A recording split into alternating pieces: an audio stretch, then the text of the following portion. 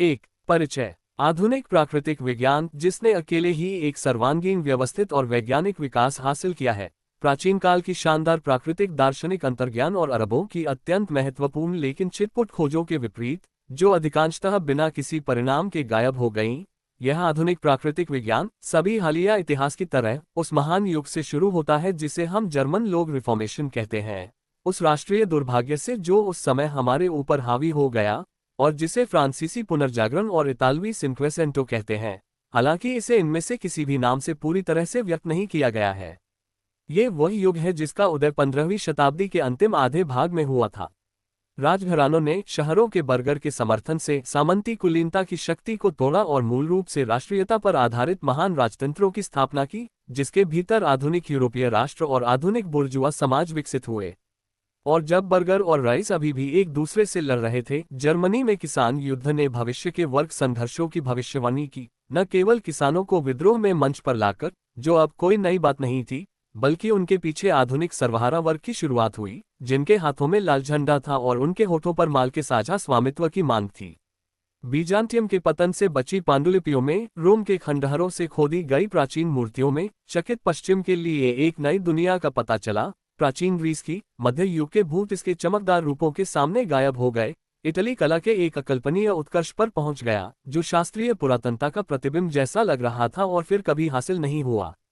Italy, France और Germany में एक नया साहित्य उभरा, पहला आधुनिक साहित्य। इसके तुरंत बाद अंग्रेजी और स्पेनिश साहित्य के शास्त्रीय युग आए। पुराने ऑर्बिस टेरारम की सीमाएं भेद दी गईं। केवल अब पहली बार दुनिया की वास्तव में खोज की गई और बाद के विश्व व्यापार और हस्तशिल्प से विनिर्माण तक संक्रमण के लिए आधार तैयार किया गया, जिसने बदले में आधुनिक बड़े पैमाने के उद्योग के लिए प्रस्थान बिंदु बनाया। लोगों के दिमाग पर चच की तानाशाही टूट गई। इसे जर्मनिक लोगों के बहुमत ने सीधे तौर पर त्याग दिया, जिन्होंने प्रोटेस्टेंटवाद को अपना लिया, जबकि लैटिन लोगों के बीच स्वतंत्र विचार की एक हंसमुख भावना, जिसे अरबों से लिया गया था और जिसे नए खोजे गए ग्रीक दर्शन द्वारा पोषित किया गया था, ने अधिक से अधिक जड़ें जमा ली और 18वीं शताब्दी के भौतिकवाद के लिए रास्ता तैयार किया। यह मानव जाति द्वारा अब तक अनुभव की गई सबसे बड़ी प्रगतिशील क्रांति थी, एक ऐसा समय जिसने दिग्गजों की मांग की और दिग्गजों को जन्म दिया, विचार, जुनून और चरित्र की शक्ति में, सार्वभौमिकता और शिक्षा में दिग्गज। बुर्जुआ वर्ग के आधुनिक शासन की स्थापना करने वाले लोगों में बुर्जुआ सीमाओं के अलावा कुछ भी नहीं था। इसके विपरीत उस समय के साहसिक चरित्र ने उन्हें अधिक या कम हद तक प्रेरित किया। उस समय शायद ही कोई ऐसा महत्वपूर्ण व्यक्ति जीवित था जिसने व्यापक रूप से यात्रा न की हो, जो 4 या 5 भाषाओं का ज्ञान न रखता हो, जो कई क्षेत्रों में चमक न पाया हो। लियोनार्डो दा विंची न केवल एक महान चित्रकार थे, बल्कि एक महान गणितज्ञ, यांत्रिकी और इंजीनियर भी थे, जिनके लिए भौतिकी की सबसे विविध शाखाएं महत्वपूर्ण खोजों के लिए ऋणी हैं। अल्ब्रेक्ट ड्यूrer चित्रकार, उत्कीर्णक, मूर्तिकार और वास्तुकार थे, और इसके अलावा उन्होंने किलेबंदी की एक प्रणाली का आविष्कार किया जिसमें कई ऐसे विचार शामिल थे जिन्हें बहुत बाद में फिर से मोंटालेम्बर्ट और किलेबंदी के आधुनिक जर्मन विज्ञान द्वारा अपनाया गया। मैकियावेली राजनेता, इतिहासकार, कवि और साथ ही आधुनिक समय के पहले उल्लेखनीय सैन्य लेखक थे। लूथर ने न केवल चर्च के ऑगियन अस्तबल को साफ किया, बल्कि जर्मन भाषा को भी साफ किया। उन्होंने आधुनिक जर्मन गद्य की रचना की और उस विजयी भजन का पाठ और धुन तैयार की जो 16वीं शताब्दी का मार्सिलेस बन गया। उस समय के नायक अभी तक श्रम विभाजन की दास्तां में नहीं आए थे, जिसके प्रतिबंधात्मक प्रभाव, एकतरफापन के उत्पादन के साथ, हम अक्सर उनके उत्तराधिकारियों में देखते हैं।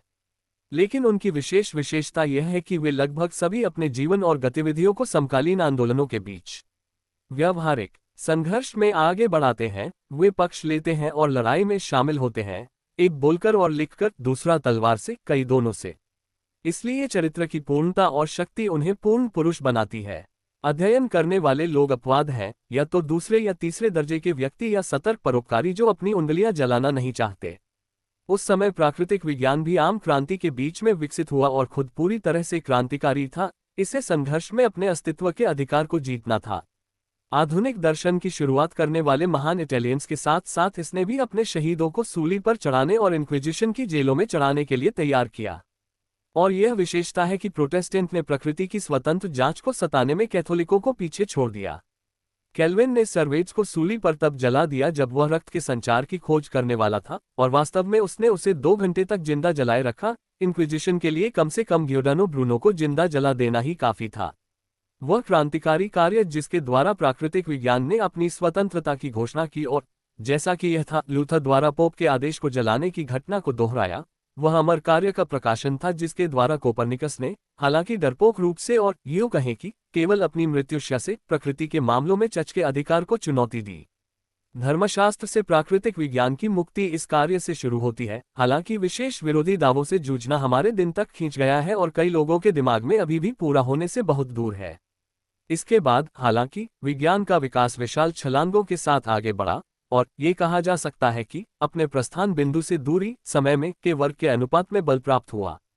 यह ऐसा था मानो दुनिया को दिखाया जा रहा था कि अब से गति का पारस्परिक नियम कार्बनिक पदार्थ के उच्चतम उत्पाद मानव मन के लिए उतना ही मान्य होगा जितना कि अकार्बनिक पदार्थ के लिए।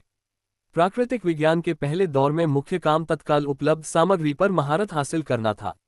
अधिकांश क्षेत्रों में शुरुआत से ही शुरुआत करनी पड़ती थी। प्राचीन काल ने यूक्लिड और टॉलेमिक सौर प्रणाली को विरासत में दिया था। अरबों ने दशमलव संकेतन, बीजगणित, आधुनिक अंक और कीमिया की शुरुआत को पीछे छोड़ दिया था। ईसाई मध्य युग ने कुछ भी नहीं छोड़ा। इस स्थिति में अनिवार्य रूप से सबसे मौलिक प्राकृतिक विज्ञान, स्थलीय और आकाशीय पिंडों की यांत्रिकी ने पहला स्थान प्राप्त किया और इसके साथ ही इसके सहायक के रूप में गणितीय विधियों की खोज और पूर्णता। यहाँ बहुत काम हुआ। न्यूटन और लिनियस द्वारा विशेषता वाले काल के अंत में हम पाते हैं कि विज्ञान की ये शाखाएं एक निश्चित पूर्णता तक पहुंच गई हैं। सबसे आवश्यक गणितीय विधियों की बुनियादी विशेषताएं स्थापित की गईं, विशेष रूप से डेस्कार्टेस द्वारा विश्लेषणात्मक ज्यामिति, नेपियर द्वारा लघुगणक और लाइबनिज और शायद न्यूटन द्वारा अंतर और समाकलन कलन। यही बात कठोर पिंडों की यांत्रिकी पर भी लागू होती है, जिसके मुख्य नियम एक बार में ही स्पष्ट कर दिए गए थे। अंत में सौरमंडल के खगोल विज्ञान में केपलर ने ग्रहों की गति के नियमों की खोज की और न्यूटन ने उन्हें पदार्थ की गति के सामान्य नियमों के दृष्टिकोण से सूत्रबद्ध किया। प्राकृतिक विज्ञान की अन्य शाखाएं इस प्रारंभिक पूर्णता से भी बहुत दूर थीं। केवल अवधि के अंत में द्रव और गैसीय पिंडों की यांत्रिकी को आगे का उपचार मिला। भौतिकी अभी भी अपनी पहली शुरुआत से आगे नहीं बढ़ पाई थी, सिवाय प्रकाशिकी के, जिसकी असाधारण प्रगति खगोल विज्ञान की व्यावहारिक आवश्यकताओं के कारण हुई थी। फ्लोजिस्टिक सिद्धांत द्वारा रसायन विज्ञान ने पहली बार खुद को कीमिया से मुक्त किया।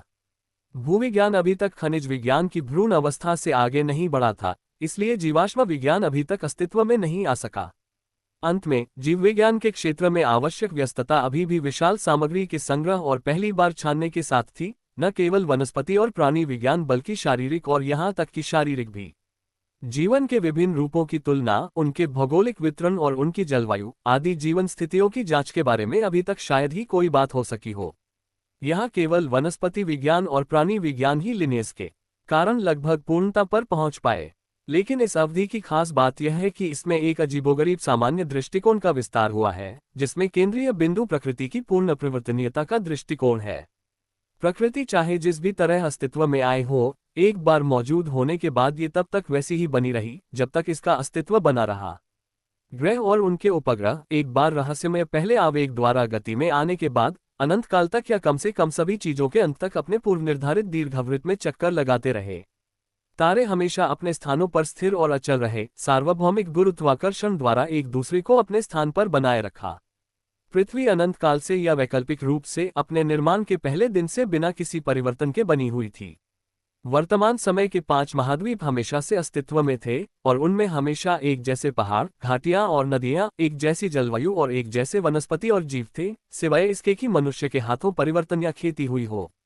पौधों और जानवरों की प्रजातियां जब अस्तित्व में आईं, तो हमेशा के लिए स्थापित हो गई थी। समान लगातार समान पैदा होता है और लिनियस के लिए ये स्वीकार करना पहले से ही एक अच्छा सौदा था कि संभवतः यहाँ और वहाँ क्रॉसिंग द्वारा नई प्रजातियां उत्पन्न हो सकती हैं। मानव जाति के इतिहास के विपरीत, जो समय के साथ विकसित होता है, प्रकृति के इतिहास को केवल अंतरिक्ष में प्रकट होने के लिए जिम्मेदार ठहराया गया था। प्रकृति में सभी परिवर्तन, सभी विकास को नकार दिया गया। प्राकृतिक विज्ञान, जो शुरू में बहुत क्रांतिकारी था, अचानक खुद को एक पूरी तरह से रूढ़िवादी प्रकृति का सामना करते हुए पाया, जिसमें आज भी सब कुछ वैसा ही था जैसा कि शुरुआत में था और जिसमें दुनिया के अंत तक या अनंत काल तक सब कुछ वैसा ही रहेगा जैसा कि शुरुआत से था। 18वीं सदी के पहले भाग का प्राकृतिक विज्ञान ज्ञान और यहाँ तक कि अपनी सामग्री की छानबीन में ग्रीक पुरातनता से ऊपर था, लेकिन इस सामग्री की सैद्धांतिक महारत और प्रकृति पर सामान्य दृष्टिकोण में ये ग्रीक पुरातनता से उतना ही नीचे था। ग्रीक दार्शनिकों के लिए दुनिया मूलतः अराजकता से उभरी हुई चीज थी, जो विकसित हुई थी, जो अस्तित्व में आई थी। जिस अवधि से हम निपट रहे हैं, उस समय के प्राकृतिक वैज्ञानिकों के लिए ये कुछ ऐसा था जो स्थिर था, कुछ ऐसा जो अपरिवर्तनीय था, और उनमें से अधिकांश के लिए यह एक झटके में बनाया गया था। विज्ञान अभी भी धर्मशास्त्र में गहराई से उलझा हुआ था। हर जगह इसने बाहर से आने वाले आवेग में अपना अंतिम सहारा खोजा और पाया, जिसे प्रकृति से समझाया नहीं जा सकता था। भले ही आकर्षण, जिसे न्यूटन ने सार्वभौमिक गुरुत्वाकर्षण के रूप में भव्य रूप से बपतिस्मा दिया था, पदार्थ की एक आवश्यक संपत्ति के रूप में माना जाता था, फिर भी वह स्पष्ट स्पर्शरेखा बल कहाँ से आता है जो सबसे पहले ग्रहों की कक्षाओं को जन्म देता है। जानवरों और पौधों की असंख्य किस्में कैसे उत्पन्न हुई, और सबसे बढ़कर मनुष्य कैसे पैदा हुआ, क्योंकि आखिरकार ये तो तय था कि वह अनंत काल से मौजूद नहीं था। ऐसे सवालों का जवाब प्राकृतिक विज्ञान ने अक्सर सभी चीजों के रचयिता को जिम्मेदार ठहरा कर दिया। कोपरनिकस ने इस अवधि की शुरुआत में धर्मशास्त्र को त्यागते हुए एक पत्र लिखा। न्यूटन ने एक दैवीय प्रथम आवेग के सिद्धांत के साथ इस अवधि को समाप्त किया। इस प्राकृतिक विज्ञान ने जो सर्वोच्च सामान्य विचार प्राप्त किया, वह प्रकृति की व्यवस्थाओं की उद्देश्यपूर्णता का था। वुल्फ का उथला उद्देश्य, जिसके अनुसार बिल्लियों को चूहों को खाने के लिए बनाया गया था, चूहों को बिल्लियों द्वारा खाया जाना चाहिए, और पूरी प्रकृति को रचयिता की बुद्धिमत्ता की गवाही देनी चाहिए। यह उस समय के दर्शन का सबसे बड़ा श्रेय है कि इसने खुद को समकालीन प्राकृतिक ज्ञान की सीमित स्थिति से भटकने नहीं दिया, और यह कि स्पिनोजा से लेकर महान फ्रांसीसी भौतिकवादियों तक इसने दुनिया को दुनिया से ही समझाने पर जोर दिया और भविष्य के प्राकृतिक विज्ञान पर विस्तार से औचित्य छोड़ दिया। मैं 18वीं सदी के भौतिकवादियों को इस अवधि में शामिल करता हूं, क्योंकि उनके पास ऊपर वर्णित के अलावा कोई प्राकृतिक वैज्ञानिक सामग्री उपलब्ध नहीं थी। कांट का युगांतरकारी कार्य उनके लिए एक रहस्य बना रहा, और लाप्लास उनके बहुत बाद में आए।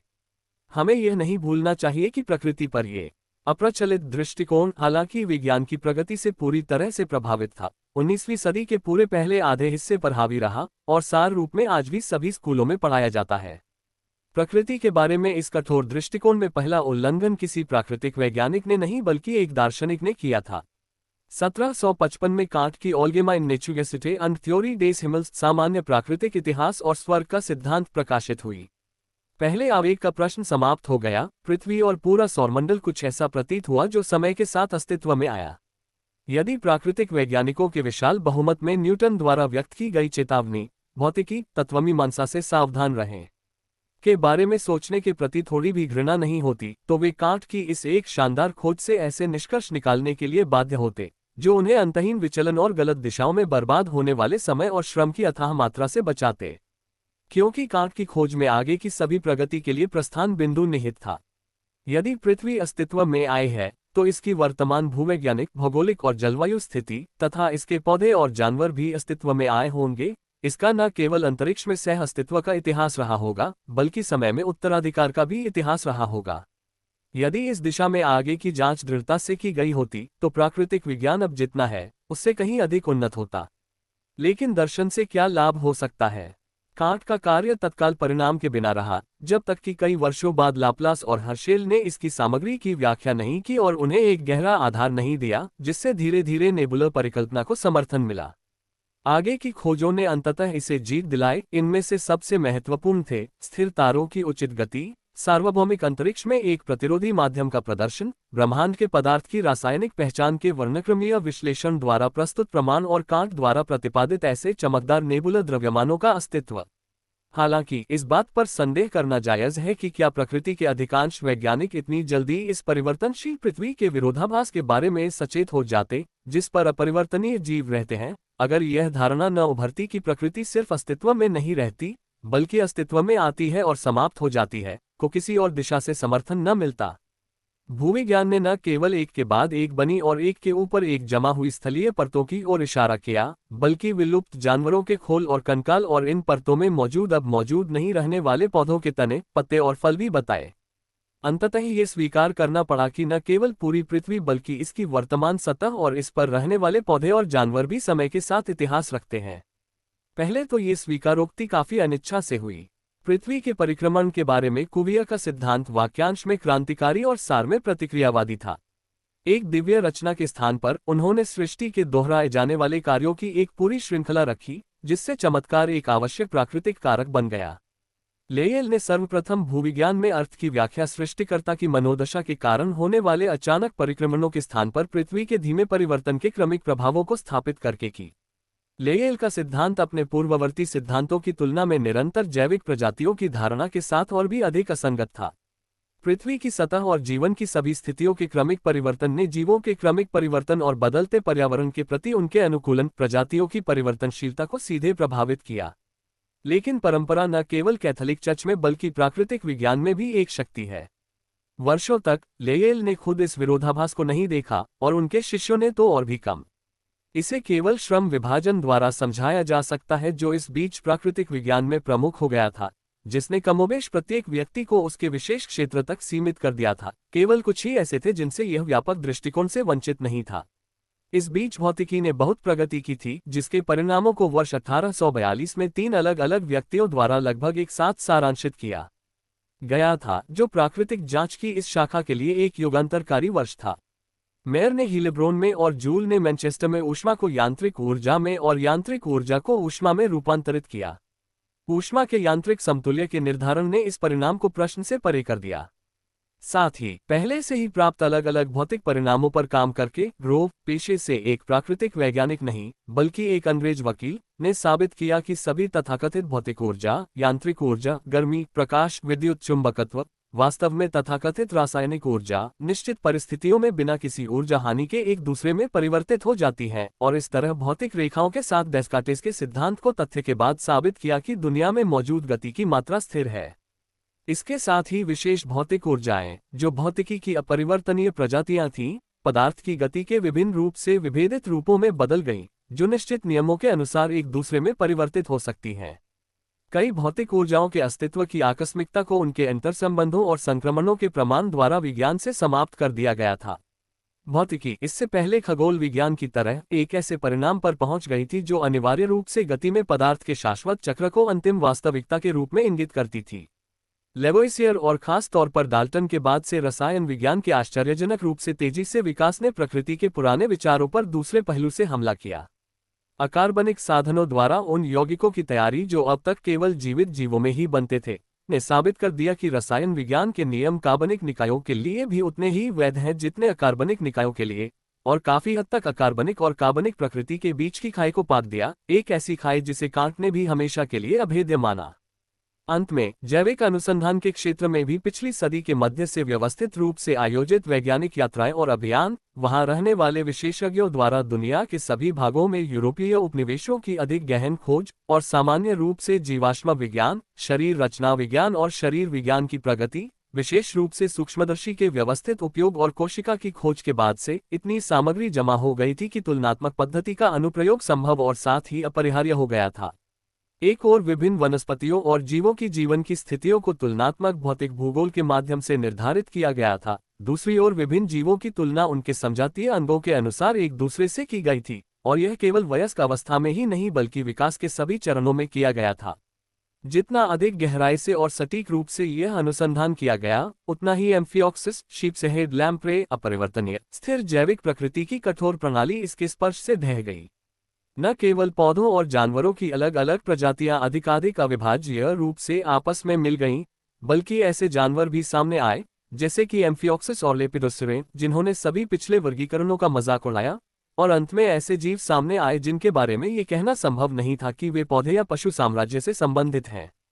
जीवाश्म विज्ञान के रिकॉर्ड में अधिकाधिक अंतराल लेपिडोप्टेरा, दक्षिण अमेरिकी लिनफिश भरे गए, जिससे सबसे अनिच्छुक व्यक्ति भी समग्र रूप से जैविक दुनिया के विकासवादी इतिहास और व्यक्तिगत जीव के बीच उल्लेखनीय समानता को स्वीकार करने के लिए बाध्य हो गए। एरियाडने का धागा जो उस भूलभुलैया से बाहर निकलने का मार्ग प्रशस्त करने वाला था जिसमें वनस्पति विज्ञान और प्राणी विज्ञान अधिकाधिक गहराई से खो गए थे। यह विशेषता थी कि सौर मंडल की अनंतता पर कांट के हमले के लगभग 1759 में C.F. वोल्फ ने प्रजातियों की स्थिरता पर पहला हमला किया और वंश के सिद्धांत की घोषणा की। लेकिन उनके मामले में जो अभी भी एक शानदार प्रत्याशा थी, वह ओकेन, लैमार्क, बेयर के हाथों में दृढ़ आकार ले चुकी थी, और ठीक 100 साल बाद 1859 में डार्विन द्वारा विजयी रूप से आगे बढ़ाई गई थी। लगभग एक साथ यह स्थापित किया गया था कि प्रोटोप्लाज्म और कोशिका, जिन्हें पहले से ही सभी जीवों के अंतिम रूपात्मक घटक के रूप में दिखाया गया था, जैविक जीवन के निम्नतम रूपों के रूप में स्वतंत्र रूप से उत्पन्न हुए। इसने न केवल अकार्बनिक और जैविक प्रकृति के बीच की खाई को कम से कम किया, बल्कि जीवों के वंश के सिद्धांत के रास्ते में पहले से मौजूद सबसे आवश्यक कठिनाइयों में से एक को हटा दिया। प्रकृति की नई अवधारणा अपनी मुख्य विशेषताओं में पूर्ण थी, सभी कठोरता भंग हो गई, सभी स्थिरता समाप्त हो गई, सभी विशिष्टताएं जिन्हें शाश्वत माना जाता था क्षणभंगुर हो गईं, प्रकृति का पूरा हिस्सा शाश्वत प्रवाह और चक्रीय पाठ्यक्रम में आगे बढ़ता हुआ दिखाया गया। इस प्रकार हम एक बार फिर यूनानी दर्शन के महान संस्थापकों के दृष्टिकोण पर लौट आए हैं, वह दृष्टिकोण जिसके अनुसार संपूर्ण प्रकृति, सबसे छोटे तत्व से लेकर सबसे बड़े तत्व तक, प्रोटिस्टा वोटिसिला के सदस्यरेत के कणों से लेकर सूर्यों तक, प्रोटिस्टा से लेकर मनुष्यों तक, अनंत काल तक अस्तित्व में आती और जाती रहती है, निरंतर प्रवाह में, अविराम गति और परिवर्तन में, केवल इस मूलभूत अंतर के साथ कि यूनानियों के लिए जो एक शानदार अंतर्ज्ञान था, वह हमारे मामले में अनुभव के अनुसार सख्त वैज्ञानिक शोध का परिणाम है, और इसलिए यह बहुत अधिक निश्चित और स्पष्ट रूप में उभरता है। ये सच है कि इस गति का अनुभवजन्य प्रमाण पूरी तरह से अंतरालों से मुक्त नहीं है, लेकिन जो पहले से ही दृढ़ता से स्थापित किया गया है उसकी तुलना में ये महत्वहीन है, और प्रत्येक वर्ष के साथ वे अधिक से अधिक भरते जा रहे हैं। और विस्तृत प्रमाण दोषपूर्ण से भिन्न कैसे हो सकता है, जब हम ये ध्यान में रखते हैं कि विज्ञान की सबसे आवश्यक शाखाओं, ग्रहपारीय खगोल विज्ञान, रसायन विज्ञान, भूविज्ञान का वैज्ञानिक अस्तित्व मुश्किल से 100 साल पुराना है, और शरीरक्रिया विज्ञान में तुलनात्मक पद्धति का अस्तित्व मुश्किल से 50 साल पुराना है, और लगभग सभी जैविक विकास का मूल रूप कोशिका एक ऐसी खोज है जो अभी 40 साल पुरानी भी नहीं है। हमारे द्वीप ब्रह्मांड के असंख्य सूर्य और सौर मंडल जो आकाशगंगा के सबसे बाहरी तारकीय छल्लों से घिरे हैं, भाप के घूमते चमकते पिंडों से विकसित हुए हैं, जिनकी गति के नियम शायद कुछ शताब्दियों के अवलोकन के बाद उजागर होंगे, जिससे हमें तारों की उचित गति के बारे में जानकारी मिलेगी। जाहिर है, यह विकास हर जगह एक ही दर से नहीं हुआ। हमारे तारकीय प्रणाली में केवल ग्रहीय प्रकृति के नहीं, बल्कि विलुप्त सूर्यों के अस्तित्व की मान्यता खगोल विज्ञान पर अधिक से अधिक बल देती है। मेडलर दूसरी ओर से ची के अनुसार वाष्पशील नेबुलर पैच का एक हिस्सा हमारे तारकीय प्रणाली से संबंधित है, क्योंकि सूर्य अभी तक पूरी तरह से नहीं बने हैं, जिससे यह बाहर नहीं रखा जा सकता है कि अन्य नेबुला, जैसा कि मेडलर का मानना है, दूर के स्वतंत्र द्वीप ब्रह्मांड हैं, जिनके विकास के सापेक्ष चरण को स्पेक्ट्रोस्कोप द्वारा निर्धारित किया जाना चाहिए। एक व्यक्तिगत निहारिका पिंड से किस प्रकार एक सौरमंडल का विकास होता है, इसे लाप्लास ने विस्तार से दर्शाया है, जो आज भी बेजोड़ है। बाद के विज्ञान ने उनकी इस बात की अधिकाधिक पुष्टि की है। इस तरह से बने अलग अलग पिंडों, सूर्य के साथ साथ ग्रहों और उपग्रहों पर पदार्थ की गति का वह रूप जो सबसे पहले प्रबल होता है, उसे हम ऊष्मा कहते हैं। सूर्य के तापमान पर भी तत्वों के रासायनिक यौगिकों का कोई सवाल ही नहीं उठता। ऐसी परिस्थितियों में ऊष्मा किस हद तक बिजली या चुंबकत्व में बदल जाती है, ये निरंतर सौर अवलोकनों से पता चलेगा। ये पहले से ही साबित हो चुका है कि सूर्य में होने वाली यांत्रिक गति केवल गुरुत्वाकर्षण के साथ ऊष्मा के टकराव से उत्पन्न होती है।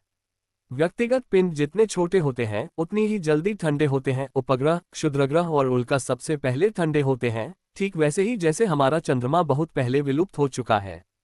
ग्रह अधिक धीरे धीरे ठंडे होते हैं, केंद्रीय पिंड सबसे धीरे धीरे ठंडा होता है। क्रमिक शीतलन के साथ गति के भौतिक रूपों की परस्पर क्रिया जो एक दूसरे में रूपांतरित हो जाती है, अधिक से अधिक सामने आती है, जब तक कि अंततः एक बिंदु पर नहीं पहुंच जाती है, जब से एक रासायनिक आत्मीयता खुद को महसूस करना शुरू करती है। पहले रासायनिक रूप से उदासीन तत्व एक के बाद एक रासायनिक रूप से विभेदित हो जाते हैं, रासायनिक गुण प्राप्त करते हैं और एक दूसरे के साथ संयोजन में प्रवेश करते हैं। ये यौगिक घटते तापमान के साथ लगातार बदलते रहते हैं, जो न केवल प्रत्येक तत्व को बल्कि तत्वों के प्रत्येक अलग अलग यौगिक को भी अलग अलग रूप से प्रभावित करता है। गैसीय पदार्थ के हिस्से के पहले तरल और फिर ठोस अवस्था में जाने और इस प्रकार बनाई गई नई स्थितियों के साथ भी बदलता है। वह अवधि जब ग्रह का आवरण दृढ़ होता है और इसकी सतह पर पानी का संचय होता है, उस समय के साथ मेल खाता है जब इसकी आंतरिक गर्मी केंद्रीय पिंड से निकलने वाली गर्मी की तुलना में अधिक से अधिक कम हो जाती है। इसका वायुमंडल मौसम संबंधी घटनाओं का क्षेत्र बन जाता है, जिस अर्थ में हम अब इस शब्द को समझते हैं। इसकी सतह भूवैज्ञानिक परिवर्तनों का क्षेत्र बन जाती है, जिसमें वायुमंडलीय वर्षा से उत्पन्न जमाव गर्म तरल पदार्थ के आंतरिक भाग के धीरे धीरे कम होते बाहरी प्रभावों की तुलना में अधिक महत्वपूर्ण हो जाते हैं। यदि अंततः तापमान इतना बराबर हो जाता है कि सतह के एक बड़े हिस्से पर कम से कम ये प्रोटीन के जीवन के लिए सक्षम सीमा से अधिक न हो, तो यदि अन्य रासायनिक परिस्थितियां अनुकूल हों तो जीवित प्रोटोप्लाज्म बनता है। ये परिस्थितियां क्या हैं, ये हम अभी तक नहीं जानते, जिस पर आश्चर्य नहीं होना चाहिए, क्योंकि अभी तक प्रोटीन का रासायनिक सूत्र भी स्थापित नहीं हुआ है। हम ये भी नहीं जानते कि रासायनिक रूप से कितने अलग अलग प्रोटीन निकाय हैं। और चूंकि यह केवल 10 साल पहले ही ज्ञात हुआ है कि पूरी तरह से संरचनाहीन प्रोटीन जीवन के सभी आवश्यक कार्य करता है, पाचन, उत्सर्जन, गति, संकुचन, उत्तेजनाओं पर प्रतिक्रिया और प्रजनन। हजारों साल बीत गए होंगे जब ऐसी परिस्थितियां पैदा हुई जिनमें अगली प्रगति हो सकती थी और यह आकारहीन प्रोटीन नाभिक और कोशिका झिल्ली के निर्माण द्वारा पहली कोशिका का निर्माण कर सकता था। इस पहली कोशिका ने पूरे जैविक जगत के रूपात्मक विकास के लिए भी आधार प्रदान किया। सबसे पहले विकसित होने वाले, जैसा कि जीवाश्म विज्ञान के रिकॉर्ड के पूरे सादृश्य से अनुमान लगाना स्वीकार्य है, गैर कोशिकीय और कोशिकीय प्रोटिस्टा की असंख्य प्रजातियां थीं, जिनमें से केवल इज़ून कैनाडेंस ही हमारे पास आया है, और जिनमें से कुछ धीरे धीरे पहले पौधों और अन्य पहले जानवरों में विभेदित हुए। और पहले जानवरों से अनिवार्य रूप से आगे के विभेदन द्वारा जानवरों के कई वर्ग, आदेश, परिवार, वंश और प्रजातियां विकसित हुई, और अंत में स्तनधारी, वह रूप जिसमें तंत्रिका तंत्र अपना पूर्ण विकास प्राप्त करता है, और इनमें से फिर से अंत में वह स्तनधारी जिसमें प्रकृति स्वयं की चेतना प्राप्त करती है, मनुष्य। मनुष्य भी विभेदन से ही जन्म लेता है, न केवल व्यक्तिगत रूप से, बल्कि एक एकल अंड कोशिका से लेकर प्रकृति द्वारा निर्मित सबसे जटिल जीव तक के विभेदन से, नहीं, ऐतिहासिक रूप से भी। जब हजारों वर्षों के संघर्ष के बाद हाथ और पैर का विभेदन और सीधी चाल स्थापित हुई, तो मनुष्य बंदर से अलग हो गया और सुस्पष्ट वाणी के विकास और मस्तिष्क के शक्तिशाली विकास का आधार तैयार हुआ, जिसने तब से मनुष्य और बंदर के बीच की खाई को पाटना असंभव बना दिया है। हाथ की विशेषज्ञता, इसका अर्थ है उपकरण, और उपकरण का अर्थ है विशिष्ट मानवीय गतिविधि, प्रकृति पर मनुष्य की परिवर्तनकारी प्रतिक्रिया, उत्पादन। संकीर्ण अर्थ में जानवरों के पास भी उपकरण होते हैं, लेकिन केवल उनके शरीर के अंगों के रूप में। चींटी, मधुमक्खी, ऊदबिलाव जानवर भी उत्पादन करते हैं, लेकिन बाद के संबंध में आसपास की प्रकृति पर उनका उत्पादक प्रभाव बिल्कुल भी नहीं होता है। मनुष्य ने प्रकृति पर अपनी छाप छोड़ने में सफलता प्राप्त की है, न केवल वनस्पति और पशु जगत को एक स्थान से दूसरे स्थान पर स्थानांतरित करके, बल्कि अपने निवास स्थान के स्वरूप और जलवायु को इतना बदलकर, और यहाँ तक कि स्वयं वनस्पति और पशु को भी, कि उसकी गतिविधियों के परिणाम केवल स्थलीय पृथ्वी के सामान्य विलुप्त होने के साथ ही समाप्त हो सकते हैं। और उसने यह मुख्यतः और अनिवार्य रूप से हाथ के माध्यम से ही किया है। यहाँ तक कि भाप इंजन, जो प्रकृति के परिवर्तन के लिए अब तक का उसका सबसे शक्तिशाली उपकरण है, अंततः हाथ पर ही निर्भर करता है, क्योंकि यह एक उपकरण है। लेकिन हाथ के विकास के साथ साथ मस्तिष्क का भी विकास हुआ, सबसे पहले अलग अलग व्यावहारिक रूप से उपयोगी कार्यों के लिए स्थितियों की चेतना, और बाद में अधिक पसंदीदा लोगों के बीच और पूर्ववर्ती से उत्पन्न उन्हें नियंत्रित करने वाले प्राकृतिक नियमों की अंतर्दृष्टि। और प्रकृति के नियमों के बारे में तेजी से बढ़ते ज्ञान के साथ प्रकृति पर प्रतिक्रिया करने के साधन भी विकसित हुए। अकेले हाथ ने भाप इंजन को कभी हासिल नहीं किया होता यदि मनुष्य के मस्तिष्क ने इसके साथ सहसंबंधी विकास प्राप्त नहीं किया होता, और इसके समानांतर और आंशिक रूप से इसके कारण। मनुष्य के साथ हम इतिहास में प्रवेश करते हैं। पशुओं का भी एक इतिहास होता है, जो उनकी उत्पत्ति और वर्तमान स्थिति तक क्रमिक विकास का इतिहास है। हालांकि यह इतिहास उनके लिए बनाया गया है, और जहां तक वे स्वयं इसमें भाग लेते हैं, यह उनके ज्ञान या इच्छा के बिना होता है। दूसरी ओर, शब्द के संकीर्ण अर्थ में मनुष्य जितना अधिक पशुओं से दूर होता जाता है, जितना अधिक वह सचेत रूप से अपना इतिहास बनाता है, इस इतिहास के अप्रत्याशित प्रभावों और अनियंत्रित शक्तियों का प्रभाव उतना ही कम होता जाता है, और ऐतिहासिक परिणाम पहले से निर्धारित लक्ष्य के अनुरूप अधिक सटीक रूप से होता है। हालांकि यदि हम इस माप को मानव इतिहास पर लागू करते हैं, यहाँ तक कि वर्तमान समय के सबसे विकसित लोगों के इतिहास पर भी, तो हम पाते हैं कि यहाँ अभी भी प्रस्तावित उद्देश्यों और प्राप्त परिणामों के बीच एक बहुत बड़ा असमानता मौजूद है, कि अप्रत्याशित प्रभाव प्रबल होते हैं, और यह कि अनियंत्रित शक्तियाँ योजना के अनुसार गतिमान की गई शक्तियों से कहीं अधिक शक्तिशाली होती हैं। और ये तब तक अन्यथा नहीं हो सकता जब तक मनुष्य की सबसे आवश्यक ऐतिहासिक गतिविधि, जिसने उसे पशुता से मानवता तक उठाया है और जो उसकी अन्य सभी गतिविधियों का भौतिक आधार बनती है, अर्थात जीवन की आवश्यकताओं का उत्पादन, अर्थात आज का सामाजिक उत्पादन, सबसे ऊपर अनियंत्रित शक्तियों के अनपेक्षित प्रभावों के अंतर्क्रिया के अधीन है, और केवल अपवाद के रूप में और बहुत अधिक बार बिल्कुल विपरीत तरीके से अपने वांछित लक्ष्य को प्राप्त करता है। सबसे उन्नत औद्योगिक देशों में हमने प्रकृति की शक्तियों को वश में कर लिया है और उन्हें मानव जाति की सेवा में लगा दिया है। हमने इस तरह उत्पादन को असीम रूप से गुणा किया है, ताकि अब एक बच्चा 100 वयस्कों से अधिक उत्पादन करता है। और इसका परिणाम क्या है? बढ़ता हुआ अधिक काम और जनता का बढ़ता हुआ दुख, और हर 10 साल में एक बड़ा पतन।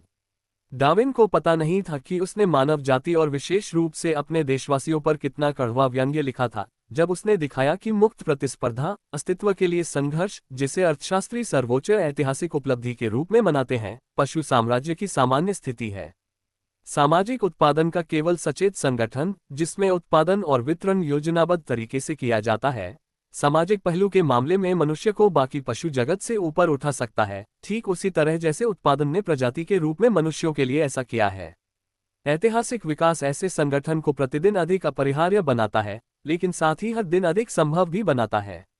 इससे इतिहास का एक नया युग शुरू होगा, जिसमें स्वयं मनुष्य और मनुष्य के साथ उसकी गतिविधि की सभी शाखाएं और विशेष रूप से प्राकृतिक विज्ञान एक ऐसी प्रगति का अनुभव करेंगे जो अपने से पहले की सभी चीजों को सबसे गहरे छाया में डाल देगी।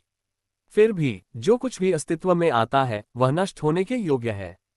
लाखों वर्ष बीत सकते हैं, लाखों पीढ़ियां जन्म लेंगी और मर जाएंगी, लेकिन अनिवार्य रूप से वह समय आएगा जब सूर्य की घटती हुई गर्मी ध्रुवों से आगे बढ़ती बर्फ को पिघलाने के लिए पर्याप्त नहीं होगी, जब भूमध्य रेखा के आसपास अधिक से अधिक भीड़ भाड़ करने वाली मानव जाति को अंततः वहां भी जीवन के लिए पर्याप्त गर्मी नहीं मिलेगी, जब धीरे धीरे जैविक जीवन का अंतिम निशान भी गायब हो जाएगा और पृथ्वी चंद्रमा की तरह एक विलुप्त जमी हुई गेंद गहरे अंधकार में और समान रूप से विलुप्त सूर्य के चारों ओर एक संकीर्ण कक्षा में चक्कर लगाएगी और अंत में उसमें गिर जाएगी।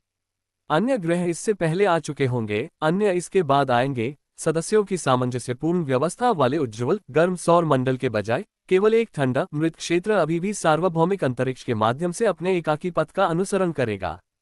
और हमारे सौर मंडल के साथ जो होगा वह हमारे द्वीप ब्रह्मांड के सभी अन्य प्रणालियों के साथ जल्द या बाद में होगा। ऐसा अन्य असंख्य द्वीप ब्रह्मांडों के साथ भी होगा, यहाँ तक कि उन ब्रह्मांडों के साथ भी जिनका प्रकाश पृथ्वी तक कभी नहीं पहुंचेगा, जब तक कि उसे ग्रहण करने के लिए जीवित मानव आंख मौजूद है।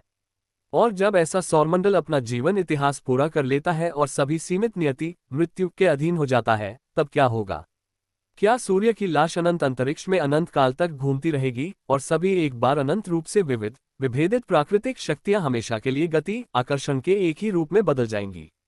या जैसा कि सेची पूछते हैं, क्या प्रकृति में ऐसी शक्तियां मौजूद हैं जो मृत प्रणाली को फिर से एक गर्मागर्म नेबुला की अपनी मूल स्थिति में बदल सकती हैं और इसे नए जीवन के लिए फिर से जागृत कर सकती हैं? हम नहीं जानते। किसी भी मामले में हम इस अर्थ में नहीं जानते कि हम जानते हैं कि 2 × 2 = 4 या ये कि पदार्थ का आकर्षण दूरी के वर्ग के अनुसार बढ़ता और घटता है।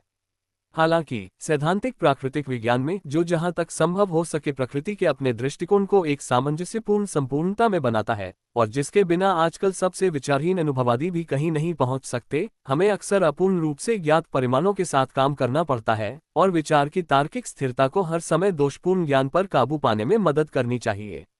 आधुनिक प्राकृतिक विज्ञान को दर्शन से गति की अविनाशिता के सिद्धांत को अपनाना पड़ा है। यह अब इस सिद्धांत के बिना अस्तित्व में नहीं रह सकता। लेकिन पदार्थ की गति केवल कच्ची यांत्रिक गति, स्थान का मात्र परिवर्तन नहीं है। ये गर्मी और प्रकाश, विद्युत और चुंबकीय तनाव, रासायनिक संयोजन और पृथक्करण, जीवन और अंत में चेतना है।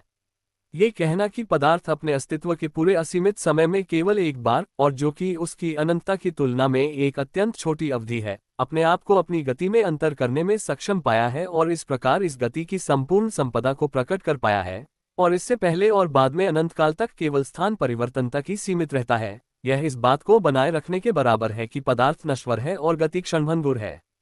गति की अविनाशिता केवल मात्रात्मक नहीं हो सकती, इसे गुणात्मक रूप से भी समझना चाहिए। पदार्थ जिसका विशुद्ध रूप से यांत्रिक स्थान परिवर्तन वास्तव में अनुकूल परिस्थितियों में ऊष्मा, विद्युत, रासायनिक क्रिया या जीवन में रूपांतरित होने की संभावना को शामिल करता है, लेकिन जो इन परिस्थितियों को स्वयं से उत्पन्न करने में सक्षम नहीं है, ऐसे पदार्थ ने गति खो दी है। गति जो अपने लिए उपयुक्त विभिन्न रूपों में रूपांतरित होने की क्षमता खो चुकी है, उसमें वास्तव में अभी भी गतिशीलता हो सकती है, लेकिन अब ऊर्जा नहीं है और इसलिए वह आंशिक रूप से नष्ट हो गई है। हालांकि दोनों ही अकल्पनीय हैं। इतना तो तय है, एक समय था जब हमारे द्वीप ब्रह्मांड के पदार्थ ने गति की एक मात्रा को, किस तरह की गति थी ये हम अभी तक नहीं जानते, ऊष्मा में बदल दिया था, जिससे कि उससे मेडलर के अनुसार कम से कम 20 मिलियन तारों से संबंधित सौर मंडल विकसित हो सकते थे, जिनका धीरे धीरे विलुप्त होना भी तय है। ये परिवर्तन कैसे हुआ? हम फादर सेची जितना ही कम जानते हैं कि हमारे सौर मंडल का भविष्य का कैपुट मॉर्टम एक बार फिर से एक नए सौर मंडल के कच्चे माल में परिवर्तित हो जाएगा या नहीं।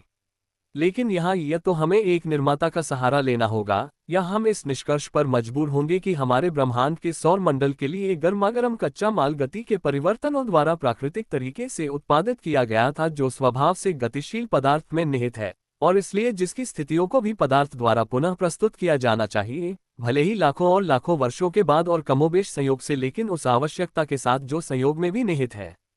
इस तरह के परिवर्तन की संभावना को अधिकाधिक स्वीकार किया जा रहा है। यह विचार सामने आ रहा है कि आकाशीय पिंडों का अंततः एक दूसरे में गिरना तय है, और यहाँ तक कि ऐसी टक्करों पर विकसित होने वाली ऊष्मा की मात्रा की भी गणना की जा सकती है। नए तारों का अचानक चमकना और परिचित तारों की चमक में अचानक वृद्धि, जिसके बारे में हमें खगोल विज्ञान से जानकारी है, ऐसी टक्करों द्वारा सबसे आसानी से समझा जा सकता है। न केवल हमारे ग्रहों का समूह सूर्य के चारों ओर घूमता है और हमारे द्वीप ब्रह्मांड के भीतर हमारा सूर्य, बल्कि हमारा पूरा द्वीप ब्रह्मांड भी अन्य द्वीप ब्रह्मांडों के साथ अस्थायी सापेक्ष संतुलन में अंतरिक्ष में घूमता है, क्योंकि स्वतंत्र रूप से घूमने वाले पिंडों का सापेक्ष संतुलन भी केवल वहीं मौजूद हो सकता है जहां गति पारस्परिक रूप से निर्धारित होती है, और कई लोगों द्वारा यह माना जाता है कि अंतरिक्ष में तापमान हर जगह एक जैसा नहीं होता है। अंत में हम जानते हैं कि एक अत्यल्प भाग को छोड़कर हमारे द्वीप ब्रह्मांड के असंख्य सूर्यों की ऊष्मा अंतरिक्ष में गायब हो जाती है और अंतरिक्ष के तापमान को 1 डिग्री सेंटीग्रेड के 10 लाखवें हिस्से से भी बढ़ाने में विफल रहती है। ऊष्मा की इस विशाल मात्रा का क्या होता है? क्या ये सार्वभौमिक अंतरिक्ष को गर्म करने के प्रयास में हमेशा के लिए नष्ट हो गया है? क्या ये व्यावहारिक रूप से अस्तित्व में नहीं रहा है, और क्या ये केवल सैद्धांतिक रूप से अस्तित्व में है? इस तथ्य में कि सार्वभौमिक अंतरिक्ष 10 या अधिक शून्य से शुरू होने वाले 1 डिग्री के दशमलव अंश से गर्म हो गया है।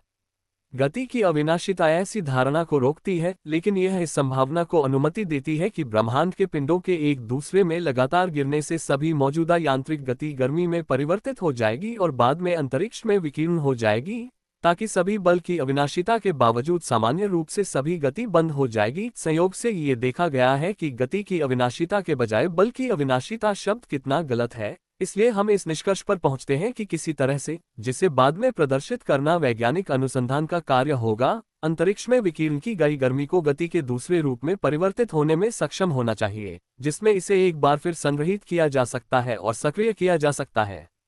इस प्रकार विलुप्त सूर्यों को पुनः तापदीप्त वाष्प में परिवर्तित करने की मुख्य कठिनाई समाप्त हो जाती है। बाकी के लिए अनंत समय में संसारों का अनंत बार दोहराया जाने वाला क्रम अनंत अंतरिक्ष में असंख्य संसारों के सह अस्तित्व का तार्किक पूरक मात्र है, एक ऐसा सिद्धांत जिसकी आवश्यकता ड्रेपर के सिद्धांत विरोधी यान की मस्तिष्क पर भी थोपी गई है।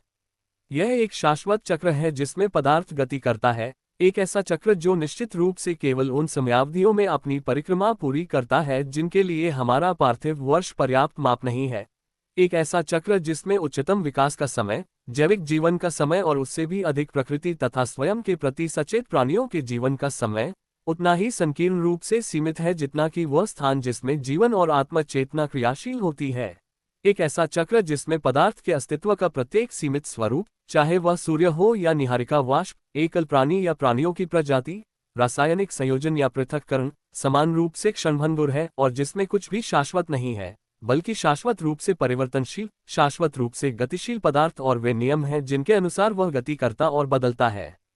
परंतु ये चक्र समय और स्थान में चाहे जितनी बार और कितनी ही बेरहमी से पूरा हो, चाहे लाखों सूर्य और पृथ्वी उत्पन्न हो और समाप्त हो जाए, चाहे जैविक जीवन के लिए परिस्थितियां विकसित होने में कितना ही समय क्यों न लगे, चाहे असंख्य जैविक प्राणियों को उत्पन्न होना पड़े और समाप्त होना पड़े, इससे पहले कि उनके बीच से विचार करने में सक्षम मस्तिष्क वाले प्राणी विकसित हों और थोड़े समय के लिए जीवन के लिए उपयुक्त परिस्थितियां पाएं, केवल बाद में बिना दया के नष्ट कर दिए जाएं, हमें यह निश्चितता है कि पदार्थ अपने सभी परिवर्तनों में शाश्वत रूप से एक जैसा रहता है, कि इसका कोई भी गुण कभी नष्ट नहीं हो सकता, और इसलिए ये भी कि जिस प्रकार यह पृथ्वी पर अपनी सर्वोच्च रचना, विचारशील मन को नष्ट कर देगा, उसी प्रकार इसे कहीं और किसी अन्य समय पर पुनः उत्पन्न करना होगा।